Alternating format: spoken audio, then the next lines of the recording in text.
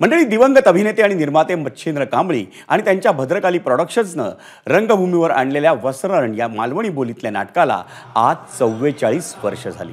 मच्छिंद्र कांबळी यांच्या वस्त्रहरणमधल्या तात्या सरपंचाच्या भूमिकेनं 80च्या दशकात मराठी रंगभूमीवर अक्षरशः धुमाकूळ घातला आणि वस्त्रहरण नाटकानं तर नवा इतिहास घडवला।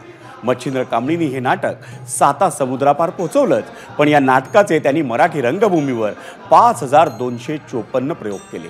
या ऐतिहासिक नाटकाला 44 वर्ष झाल्याच्या निमित्तानं भद्रकाली प्रोडक्शन्सच्या वतीनं वस्त्रहरण नाटकाचे यंदा 44 प्रयोग सादर करण्यात येणार आहेत आणि तेही सेलिब्रिटी कलाकारांच्या संचात।